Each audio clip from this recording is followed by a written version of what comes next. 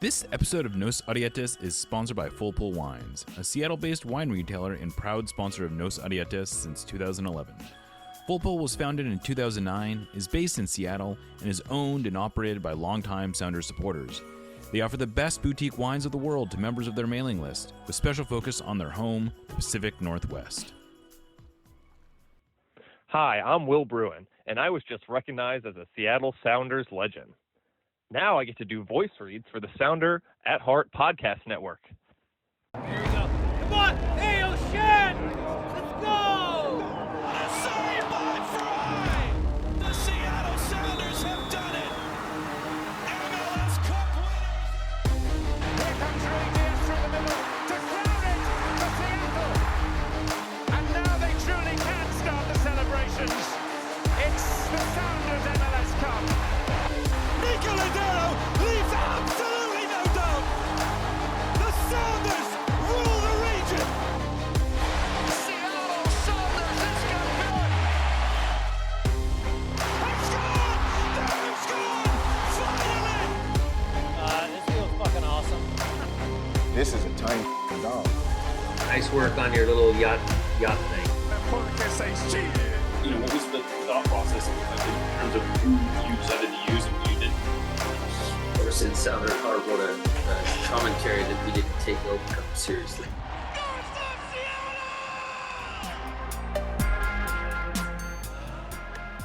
Welcome back to another episode of Nos Arietes. This is Friday. I am doing another episode of What We Learned This Week with Niko. And of course, I'm Jeremiah Shan, joined by Niko Moreno.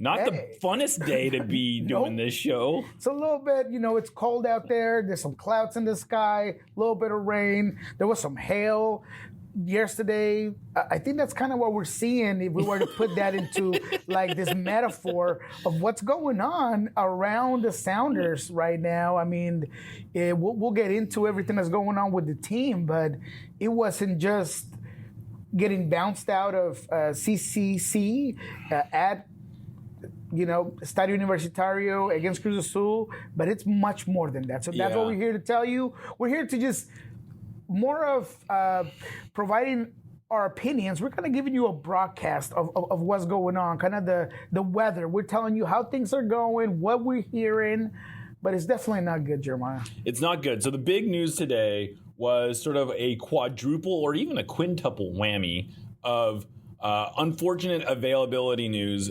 First and foremost, Paul Arriola, they confirmed, has an ACL tear. They did not say he's out for the year. They said he was out for an extended period, but that he's out for the year. Yeah, you and I can both say that we can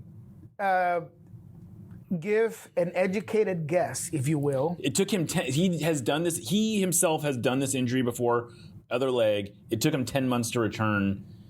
Players do not suffer this injury in March and come back the same year. That's just not how it works. And it would make sense for Seattle to put him on the end of the year list. Season-ending injury. Yeah. And be able to get some of that cap for him back, go get another player. So that's the reason why everything that we can positively and accurately look at indicate that he's more than likely, almost surely, out for the season. Yeah, and I would think that's from and I suppose that provides some sense of relief. I actually think it would be a little bit of a mistake for them to even hold out hope for him, because not only is there a short-term cost of if you don't put him on the season injury list, you can't recoup his salary cap hit, which is something like $650,000. It's a significant amount of money.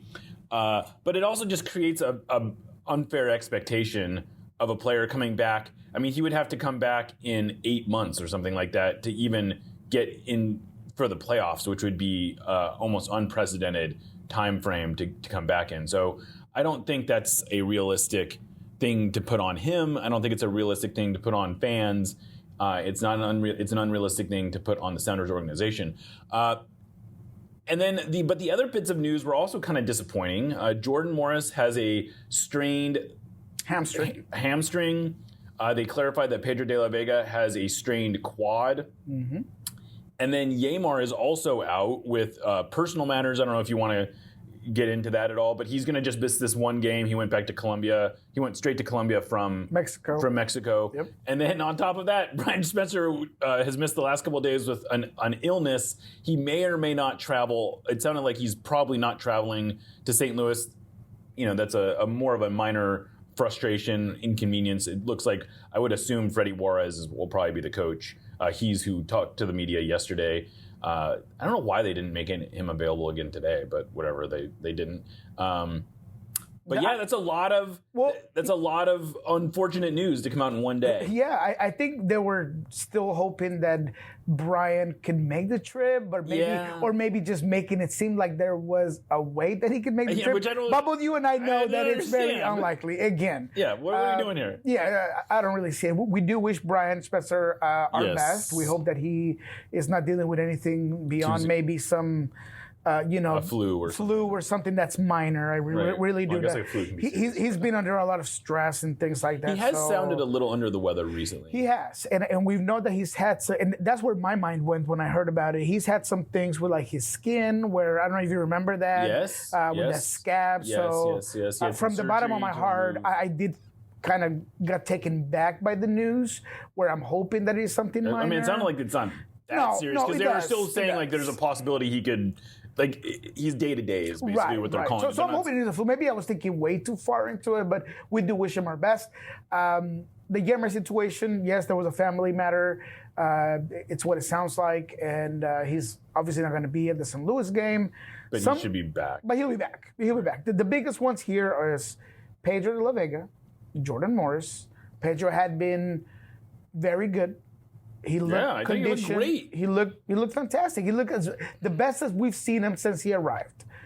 And he's unfortunate. Having fun. He and with all of this like hunger, and that's what I really like. Me and you were both, I think, in various parts of the preseason and during the regular season, we both kind of pointed out at moments. It was like, man, this guy's hungry. He wants to get out here and play, and that's something that they're really going to miss. And to the other end, there is that.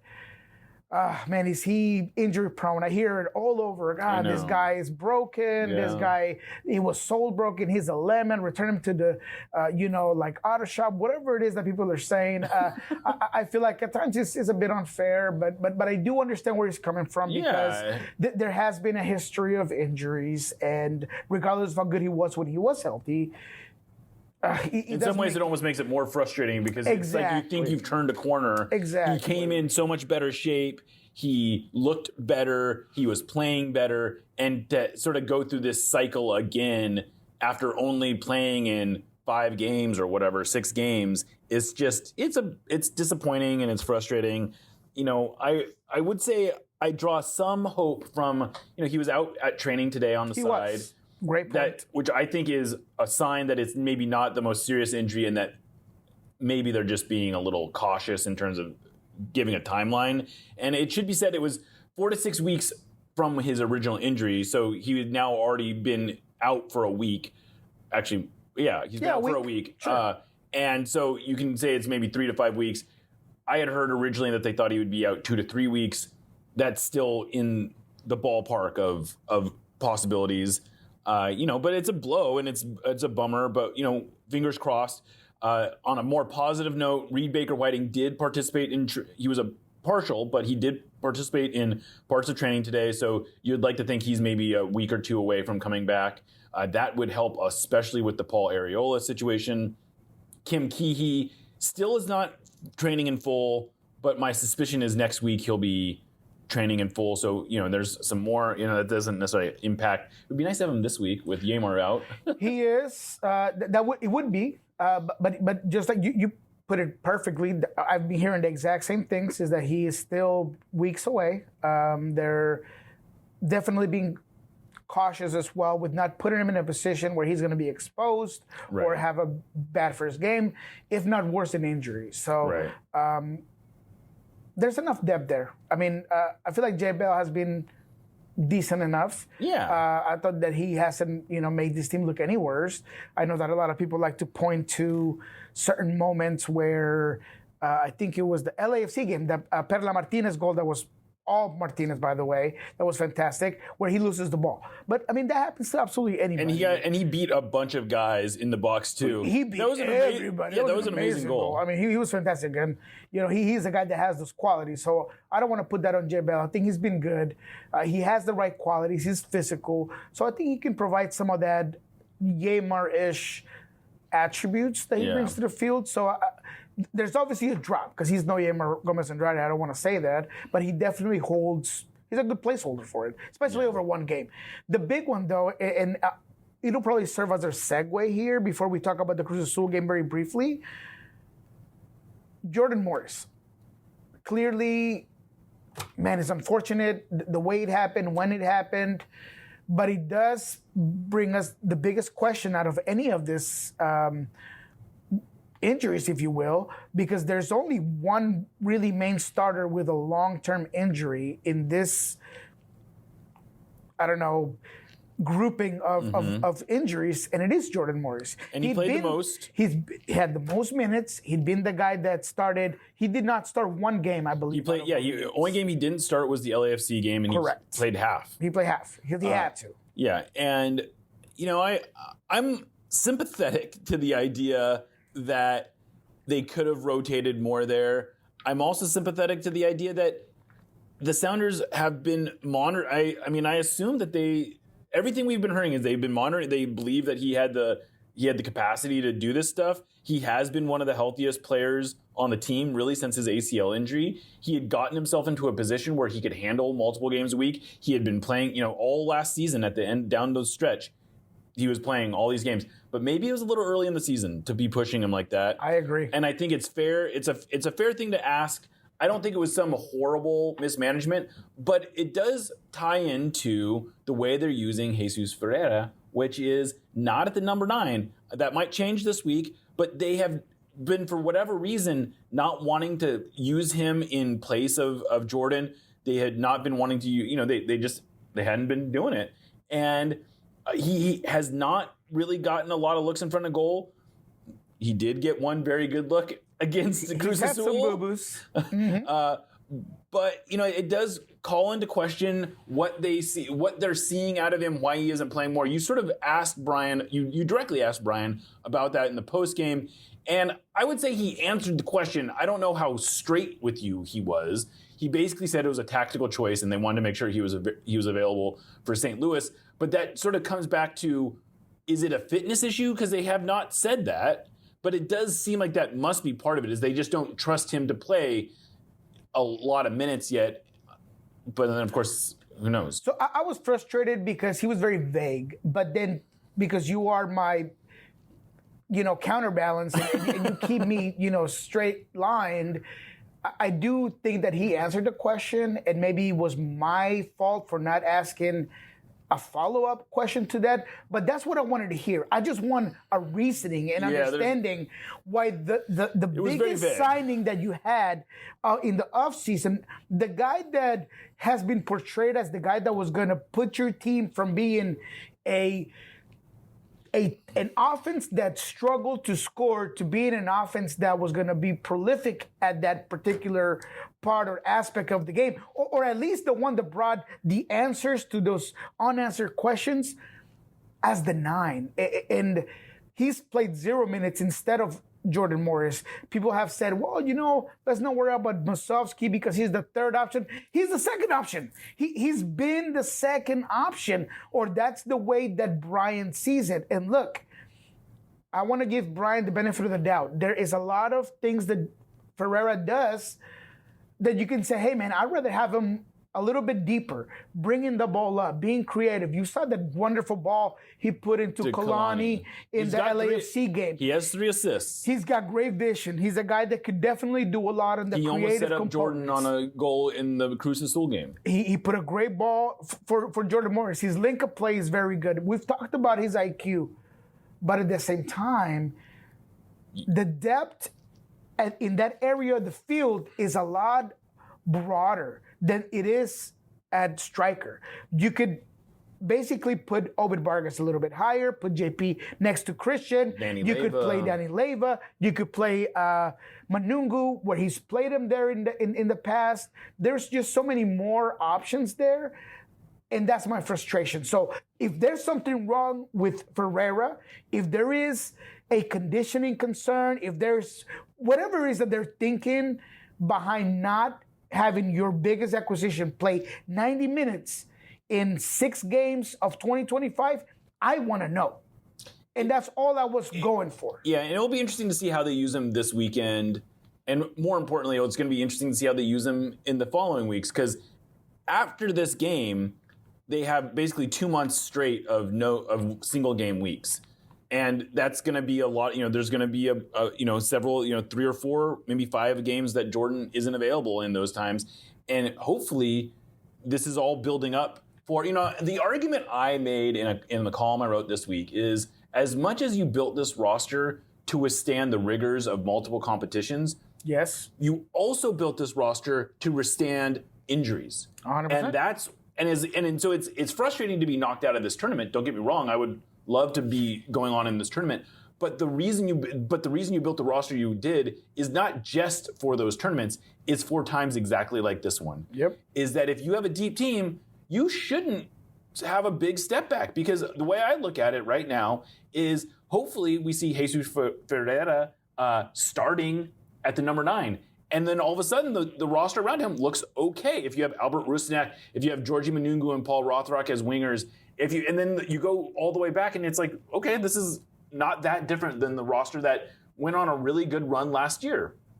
So we'll see. No, and that's exactly where my frustration falls sometimes, because and this might just be my personal opinion, and I don't know if people hate to hear me talk about me and my opinion, but that's just what I do. Because not the listeners of this show. No, the listeners. Not the listeners, but maybe there are people outside of the listeners that are frustrated with me providing my opinion. But there seems to be some sort of miscommunication when it comes to the roster build on what Craig and the front office see to what Brian sees. Because when I talk to Craig, when I talk to anybody that decided to bring in Ferreira, they're like, hey, this is going to be our second striker. Right. This is going to be the guy that's going to facilitate and help out the fact that Jordan Morris was the only one.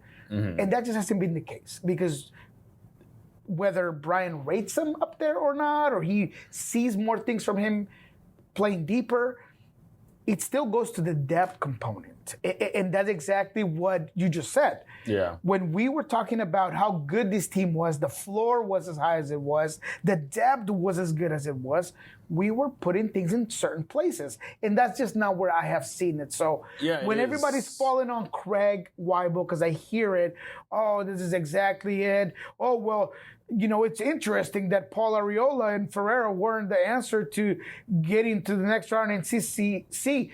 Man, shut up. That's not what it is, right? I mean, it's very circumstantial, and it is about where players have been played.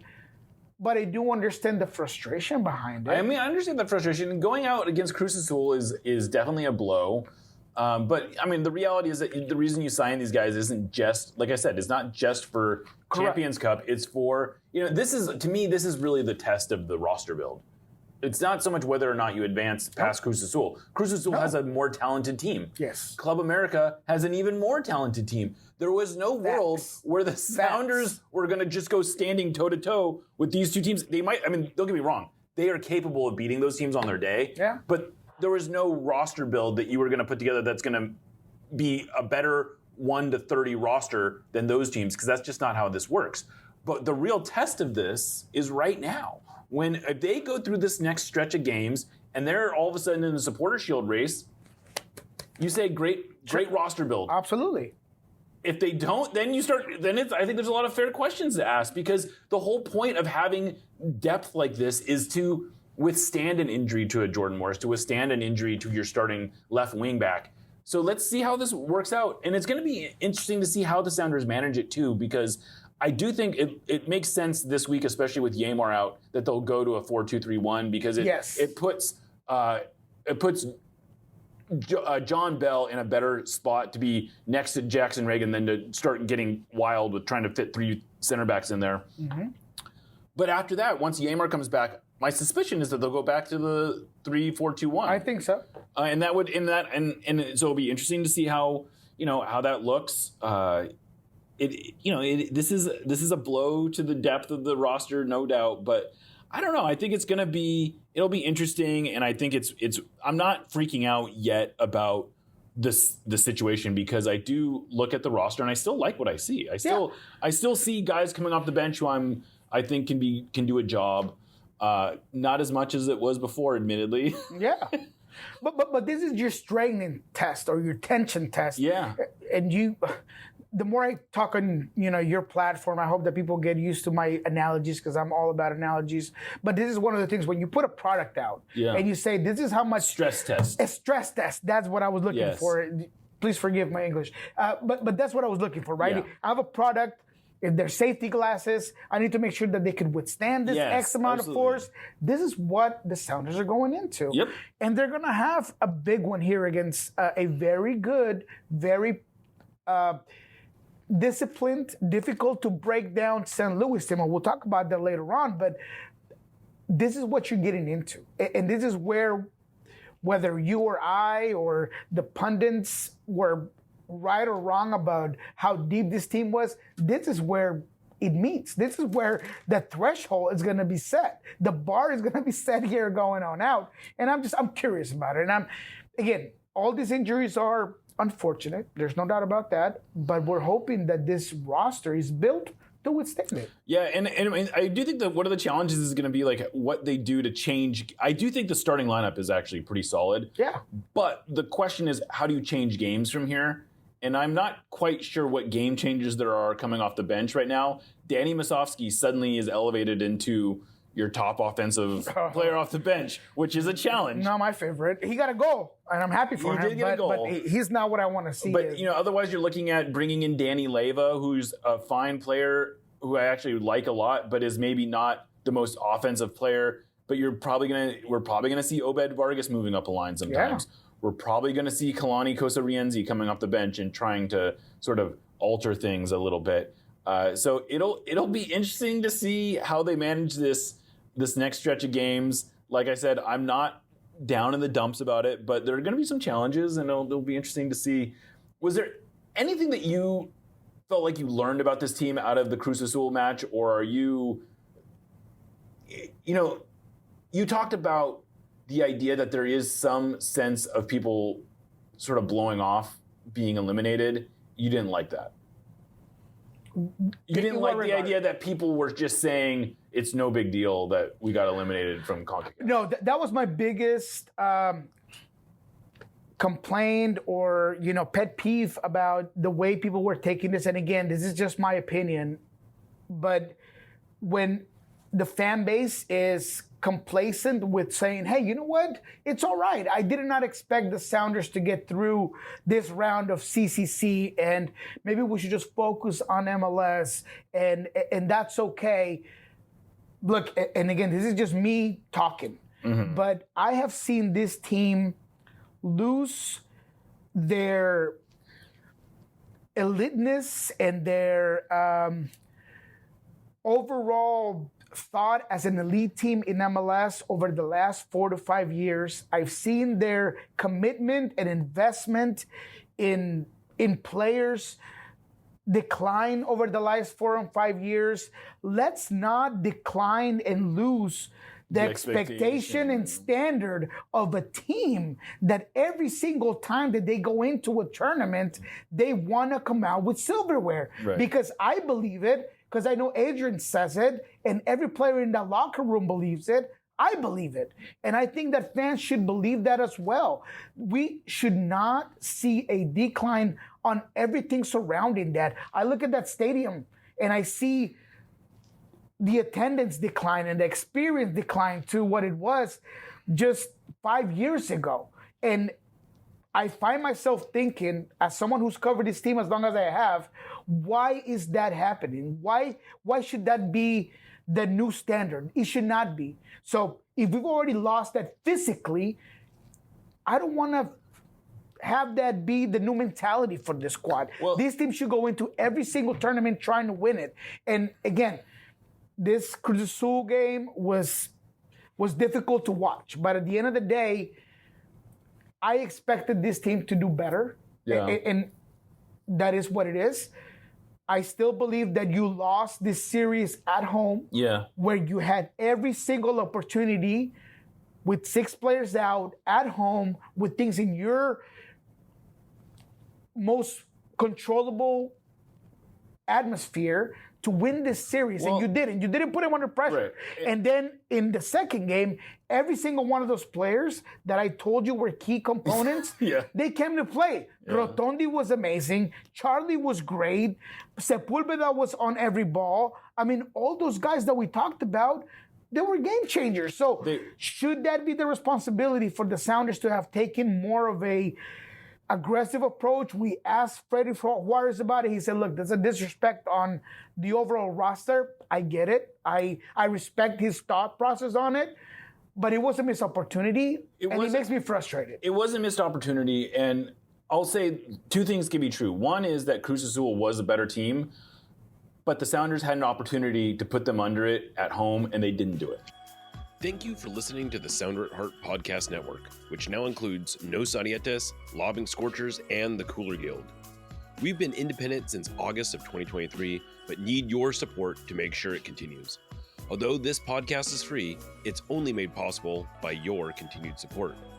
Memberships start as low as $25 a year, which not only helps make podcasts like this one happen, but also gets you access to everything we produce. If you're able to support us at higher levels, starting at $75 a year, you gain access to a host of other perks, most notably entry into our members-only Discord, where the smartest, funniest, and most engaged commenters share their thoughts and ideas. To find out more, just visit sounderatheart.com and click the subscribe button in the top right corner. Thanks for listening. It's getting to be that time of year when you need to figure out how to watch Sounders games. If you're an Alliance member, you are getting a free subscription to MLS Season Pass, and you're covered. Similarly, if you're a T-Mobile subscriber, you're also covered. But if you're going to have to pay for one, you may as well give us some of that money. By using the link sounderatheart.com/MLS Season Pass, you'll help support independent media while also getting access to every Sounders game, every other MLS game, MLS 360, and all sorts of other content. Just to make things extra easy, we'll put a link in the show notes too. Thanks. Nos Arietes, admittedly, is not exactly known for our spicy takes, but that doesn't mean we want our food to be mild. Spice up your life with Hacks and Ferments. Handcrafted in Georgetown and made with the best local ingredients from across the Pacific Northwest, they specialize in unique small batch fermented hot sauces and vinegars. Hacks and Ferments brings bold flavors and natural fermentation together for something truly special. Whether you're a heat seeker or just looking to elevate your cooking, you'll find something you love at hacksandferments.com. That's HAXANFERMENTS.com. And right now, if you use the code SOUNDERATHEART, that's all one word, at checkout, you will get a free hot sauce with your order. Again, go to hacksandferments.com, use the code SOUNDERATHEART at checkout for a free hot sauce with your order. Hacks and Ferments is a proud sponsor of the Sounder at Heart Podcast Network. And if you look at their run in 2022, they basically held serve every time they went on the road. They tied Olympia, they tied León, they tied New York City, and they tied Pumas, all on the road. But what they did at home is they smashed every single one of those teams. Yeah. They put themselves in a position. Great point. And that's what they didn't do in this one, is that they had the opportunities. And I don't think it was from a lack of aggressiveness. I just think it was from a lack of execution and a lack of sharpness that, they should have had 2 or 3 goals at home. And I think you and I both said this on the last show, that 0-0 was technically a better result than 1-1. Admittedly, Vancouver got 1-1 and moved through. They did. And it was, so even though it may have been technically a better result, I think emotionally getting that goal, but especially just not scoring at home, I think put them under it a lot. And even they had a decent 5-10 minute start to the road leg. And then once they didn't find a goal, they were really under it from minute 10 until the miss that Ferreira had at the 58th minute, where that was a killer. Because if he hits that, which was a great run by Rothrock, a great run, great piece of service, and he just skies the shot from essentially from the penalty spot, that was a bummer. And really, from that point forward, it was the Sounders were in trouble. And let's talk very briefly about that. I have a couple of notes. One, that was Christian Roldan's worst game that I've seen him play since I started covering this team. He was not good. I do not expect him to have a repeat of that. Yeah. I mean, it was bad in terms of possession, precision passing, overall spacing. That first touch was just not there. Yeah. I thought Obed Vargas was just as bad, to be honest. I mean, he was not very good. He seemed like he was rushed, like he was pressured. Everything about those two pivots, which is such a big component in a huge part of the strength of this team. Yeah, the system needs those pivots. They were both very poor. And the fact that overall, as a team, you were just sloppy coming out of the back.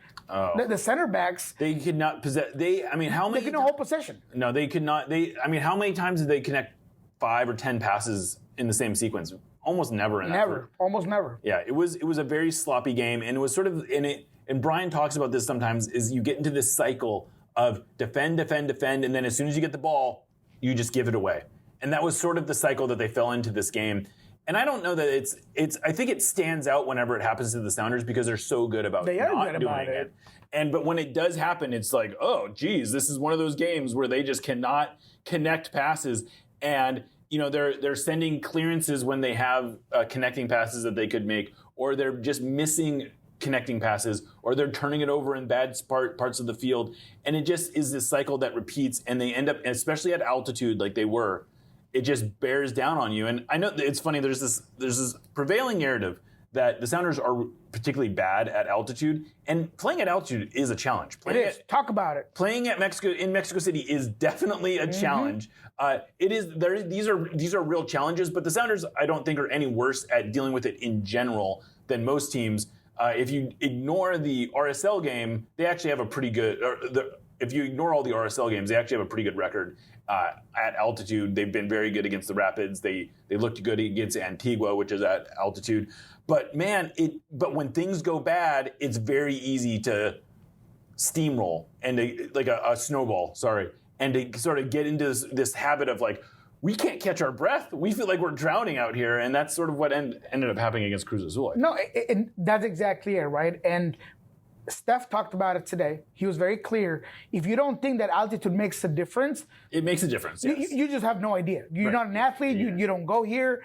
It's not just the oxygen and how difficult it is to run, but it's the way you strike a ball, the way a ball drives through the air, the way your legs feel. Everything about it. Look, as someone who has grown up in CONMEBOL, where Bolivia, one of the most limited national teams in our area, seems to have only a chance to play well at La Paz at the highest possible altitude that we have in South America. Yeah. It's because they have an advantage because it is different. I'm telling you, the way you kick the ball. When you look at this game, there were so many times where there was a through ball to Jordan and he felt like he had just a little too much. Right. That's that altitude. Yeah. And it's just a little bit more. And you could practice on it, you could do anything on it, but it does have, it is a factor on it. So let's not go too much into it more beyond that. That's kind of what happened. Cruz Azul was a rightful winner in this one. They ended up making it count. Maybe the last goal, the last two might have been letting it down a little bit. Yeah, letting you down. The Sounders are trying to push for a score, and you get caught up in a certain way. The really frustrating goal, though, was the Rothrock penalty, which there was no. They were in the. There was so frustrating. They were in it. They were in the game. They had just they were looking like they were starting to define the game a little bit, and then all of a sudden, Paul just runs up the back of a player. There was no danger. It was just sort of a sloppy play, and again, look, I didn't love Brian's substitutions, and I don't want to Monday quarterback. I heard somebody say that, by the way. Keep giving me stuff on comments. I love that. I read it. I live off of it. I really do. I'm not trying to Monday quarterback it, but when I was watching that game, I felt like JP was a guy that could have brought a little bit of, he didn't get into the game at all. Possession, of experience, of let's just hold it down a little bit. Christian was, like I said, he didn't have a good game. I feel like he should have came off. He was lucky not to get a red card on the VAR call that he did, because I thought he was a little bit. I will say that I think he was lucky because VAR recommended a red card, and I actually was frustrated with that because, I mean, to me he wins the ball. He clearly wins the ball. It's maybe a sloppy follow through, but I don't know. I just don't like to see. Like it wasn't like a dangerous tackle. It just was sort of. But it could have been taken as reckless. But it could have been taken as reckless. Yeah, exactly. And I think so in that sense he was lucky. Obed was also lucky not to get sent off for a second yellow card. Really lucky, frankly, not to be a second yellow card. So it was just a sloppy all around performance from the Sounders. And that's why I don't.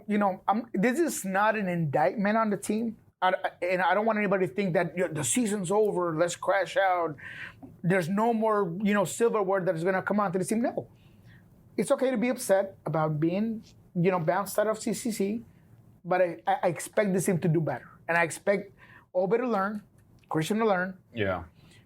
Christian is one of the greatest Sounders of all time, in my opinion. I mean, I've watched them, and I'll never forget when I was asking Siggy why he wouldn't play him more, and Siggy would be like, "You don't know shit." That's right. I remember that. Siggy was serious, man.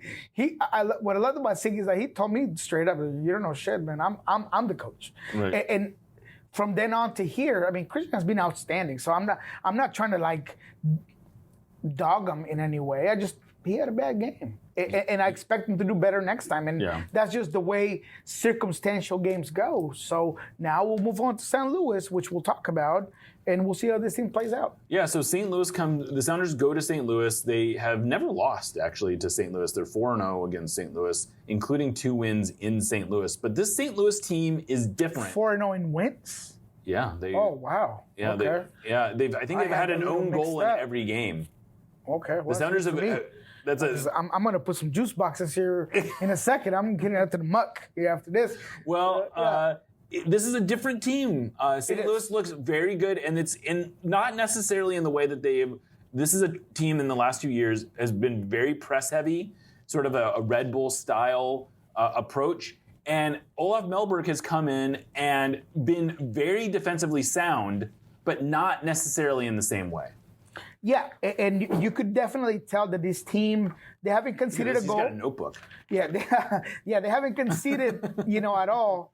And I have some notes on this, but they haven't conceded any goals. And I feel like this team, after that 3-0 win over the Galaxy, can also bring the ball up. They're good on set pieces, especially. Very good on set pieces. I thought Klaus was good. Hurdle was the best player in that last particular game. I think he gets himself some really good positions.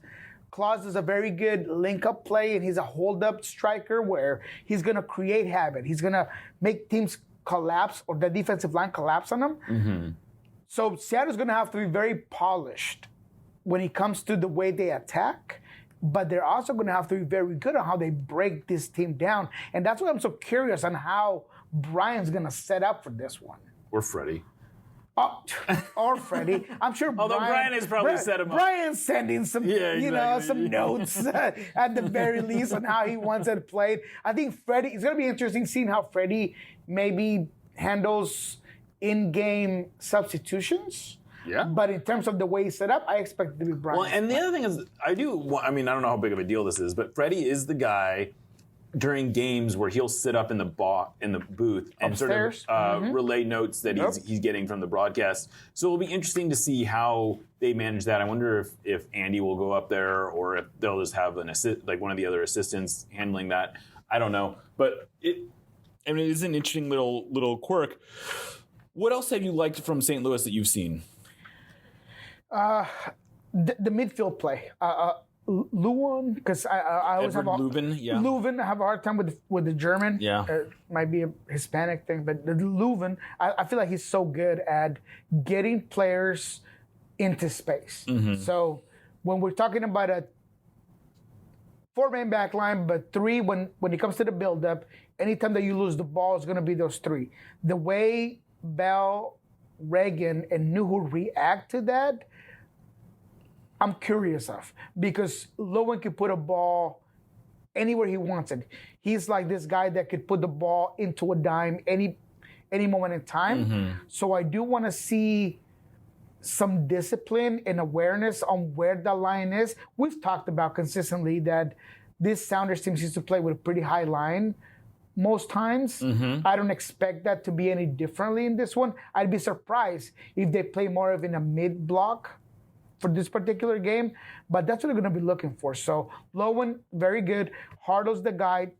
Tutchard, Cedric Tutchard, yeah. He's another guy that I feel like gets in great position. So overall, if I'm being honest here, my biggest question is, can the Sounders break this team down?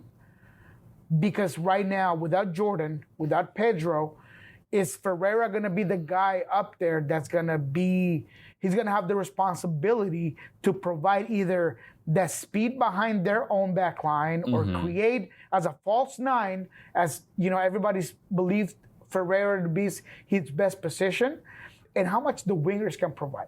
How much can they really stretch out that defense? So there's a lot of things that I like about St. Louis, specifically at home, because they do have a great record at home. And they're a great atmosphere. And there's a great atmosphere. So regardless of what you just said, because like I said, that made me kind of question some things because of how good the Sounders have been against this St. Louis team. Yeah. But this is a different squad. And it seems to be a team that plays from the back to the front, where we're going to figure out how we're going to be disciplined, how we're going to be hard to break down, and then everything else will just fall forward. Yeah, you know, a funny little detail about the last time, the Sounders actually, the last time they played St. Louis at home, John Bell started and scored in that game. Oh. Off a set piece, I believe. Interesting. Yeah. And I feel like that's somewhere where the Sounders need to take more advantage of. They haven't, you know, it's funny, they've been pretty good. They have like 14 goals this year across all comps. All 14 goals, I believe, have come from open play. I don't think any of them have come off set pieces, have they? Oh, no, I guess technically the goal. No, the Paul Rothrock one against. Yeah, that's true. The Rothrock one, and honestly, the goal that they scored against Pumas. Cruz Azul. Yep. I mean, Cruz Azul, yeah. Yeah, that was a set piece, too. Yeah, but Paul Rothrock on that play, yeah, you're right. It's a setup play. No, you're 100% where, right. You're going to play it to the top of the 18. He puts it away. Yeah. But all in all, it's going to be a difficult game. And I'm curious on, is JP going to get more time? Are you going to be able to just, because it was Tuesday. I mean, it wasn't that long ago that you played Christian 90, Obed 90. Do you kind of flip those two? You got... I would imagine this is one of those games where we will see Leyva come in and they'll either move Leyva up into one of the kind of dual 10s, or they'll move Obed there. Yeah. And give him a little bit more of an opportunity to get into the attack. Obed has not been, you know, it was funny, and we talked there was a lot of talk this offseason about Obed raising his offensive game. And I don't think he's been bad this year, but he hasn't been nearly as dangerous offensively as I think a lot of us expected him to be. And it might have to do with this system. And it could be the system. And that'll be interesting, is if that's another thing that could come out of this stretch of games where he's maybe they need him to be a little bit more putting himself out there offensively, because their offensive depth is taking a hit. There's no question about it. Yeah. Like whether or not you like the starting lineup, and I think I feel good about the starting lineup, the options off the bench just aren't the same anymore. No. They had been able to bring Paul Rothrock off the bench. They've been able to bring Georgie off the bench. They'd even been able to bring Jesus or Pedro at times off the bench.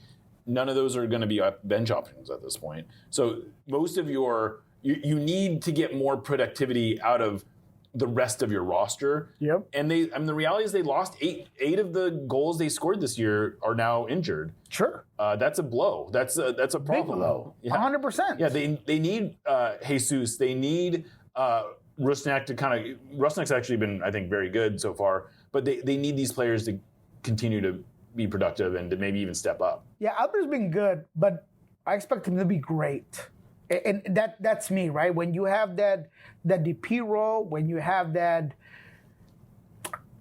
when you're that cam, right? People a lot of times get caught up on, Pedro was the 10. He was the guy, Don't worry about that number. Yeah. He might have 11 on his back, but he's the guy that's supposed to be the new Niko. Yeah. He's supposed to be the guy that puts this team on his back. So I expect him to be better than he has. I thought he was a little bit MIA in that Cruz Azul game. He was not good in the Cruz Azul game. There's no question about that. And again, nobody was good. Nobody was good. But he was MIA. And that's the guy that I'm expecting that's clapping his hands, let's go, let's get ready. Yeah. Now, that's not him.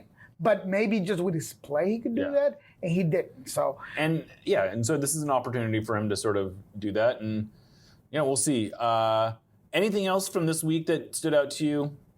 I think one of the things I wrote about this off of the press conference last week. I wrote a little bit about how my concern with the Sounders getting so adamant about getting their own stadium. This is a completely different subject. Is that I don't want them to lose sight of the current problems. Like, they can't look to 7 years from now and say, well, we're going to move into our own stadium eventually, so we don't have to be worried about what's going on right now. And I think that would be a huge, huge mistake to just treat the current environment at Lumen Field as something that's just going to sustain itself in any way, because it's not sustaining itself. It's getting worse. It is. And for all the good words they're saying about knowing they need to improve it, I don't know that we've seen a lot of that in action. And that's my concern, is that this team, I don't want to lose sight of, they should hold, like going back to one of your earlier points, this is a team that's got to where it is by holding itself to a very high standard.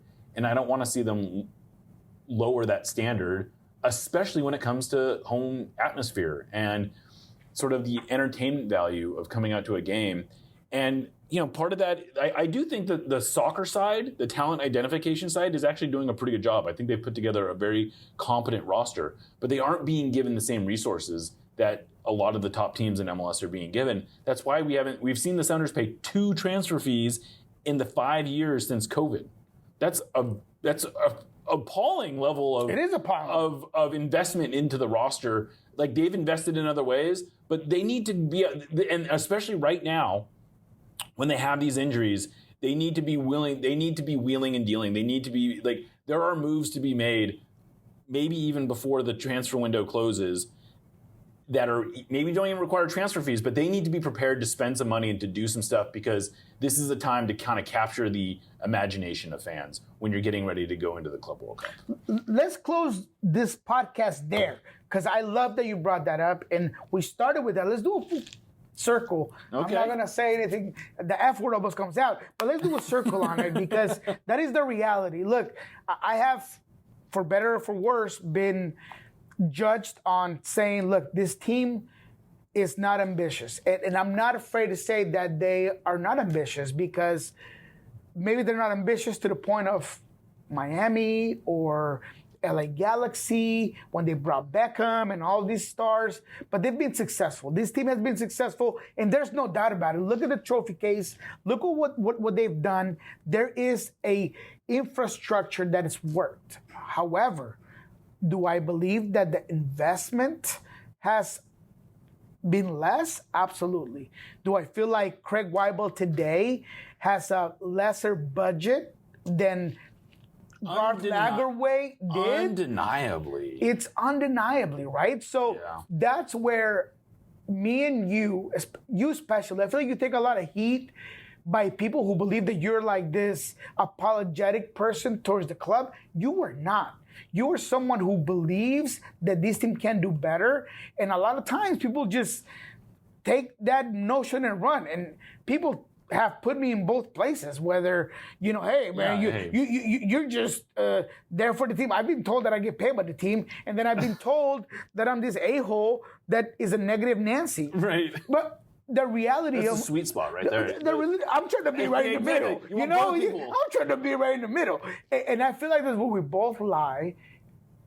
But what we cannot deny is that there has been a decline on what you just talked about the experience, the fan base on the stadiums, the investment into this team, and that needs to be figured out, because when I see a team that in 2016 won a championship, that in 2019 had a full stadium of people, an atmosphere that I've never lived. Even in Colombia, going to Bogotá, Estadio El Campín, Millonarios, Nacional, full stadium. The atmosphere I left here was amazing. No, and that fan base 69,000 plus that day. And I think we sometimes lose sight of the fact that it was 2022, post-COVID, they packed Lumen Field for a CONCACAF Champions League final. There is a huge fan base here. I see it every day on Sounder at Heart. We have a huge, a sizable subscriber base. These are people that are willing to pay real money to read about the Sounders. No team in MLS has a audience like the Sounders do. No one has a fan base that is this big and just ready to be activated and ready to get excited. And for them to sort of treat it like, well, what are we going to do? We don't own our own stadium, I just think is such a defeatist. And I hope they don't go down that road of thinking, because there is energy to be mined. And the Club World Cup, they're not going to go win the Club World Cup, but you can get people excited about the Club World Cup. And more importantly, you can use it as an excuse to build a roster that can compete for MLS Cup, that can compete for Leagues Cup, that can go out and maybe even win the Supporters Shield. But they got to actually put some resources into it that go beyond, like, you can't Moneyball it forever. No, you cannot. At some point, Moneyball catches up to you, and I think that's what I'm a little worried about is use the talent identification strengths that you have and let them actually cook, you know? Yep. And use everything else, right? Right. In today's day and age, we're talking about 3 U22s that you should be able to go out there and get something off. Go use it. Like, they need to use the season. Like, if Arriola has an ACL injury, it has to have his ACL done, he's out for the year. Put him on things injury list, replace him. Yeah, 100%. And then in the summer, if not already, go get a U22. For me, it's got to be a striker, in my opinion. Yeah. But whether it's not or whether it isn't, just go get somebody. Make me excited. Make me want to go to the stadium. Make me want to spend $600 to sit in a club seat for the Club World Cup or whatever it is. I think you told me that. I mean, that's what I want to see from this squad. So, again, all I want to put out here on the record is that a lot of times people have certain conceptions about you and I want to make it very clear, because we don't hide from shit. Me and you don't, and excuse me the S word. It's okay. Me and you don't hide from anything. I read every comment. I laugh at every comment.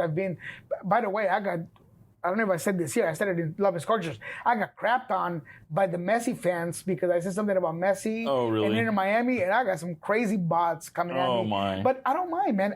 All I know is that you and I both are thick-skinned, and we're going to talk about things the way they are. We're going to be as objective as we can. Yeah. But again, we're going to be true to ourselves. Right. That's the thing. It's like we got to face our readers every day. We have to face the Sounders every day. We are here to receive the feedback, and we just got to be honest about what we're seeing. And sometimes it's good, and sometimes it's bad, and sometimes it might come off as apologetic, and sometimes it might come off this way or that way. But I assure you that it's coming from a place of honesty. And right now, what I see is a team that needs to invest and get people excited, and I hope that that's what they do. I gotta face Brian every day, and I love the comments on people between me and Brian. Why is Brian me? Whatever. Don't worry about it. I thick skin. Don't worry about it. Don't worry about me. Brian. Yeah, believe me. Me and Brian. You know what? We got our thing going on, but this is the reality, man. And this is my favorite quote from my favorite movie. One of my favorite movies. Remember the Titans. And it is, I don't dance unless I hear some music. I don't scratch my head unless it's itching, and I'm not going to be intimidated by anybody to say what I need to say. That is me. I'm gonna call it like I see it, and we'll handle it beyond that there. So I appreciate all of our listeners' comments. I hope you guys like this. We're getting way beyond here. I know. I don't know where we got. I have no idea, man. But I'm excited, man. I am hyped about this. Got all this red going on the recording. Yeah. All right. It is late. I know that. I know. Well, anyway, that's a good place to call this. Thank you, Niko Moreno. You, of course, can find him on El Pulso. You can find him on all the socials, El Rolo NW. And, of course, listen to him on Lobbing Scorchers, where he is cooking always, especially on Mondays. Yes, Monday at mornings. 8 a.m. Yep, 8 a.m. I can't believe you guys are up at 8 a.m. I'm there. I can't believe I'm up at 8 a.m. Man. I got second cup of coffee. I got eye burgers. I mean, it's bad, but I'm out there. I'm out there with my guy Ari, trying to make it happen. Absolutely. That said, I'm Jeremiah Shan. This is No Sadietes, and we will catch you next time.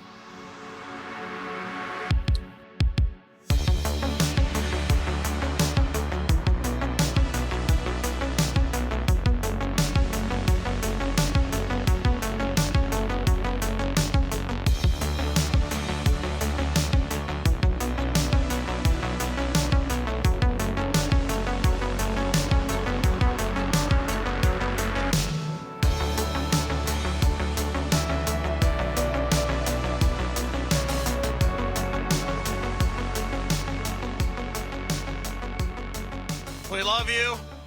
Let's win another one!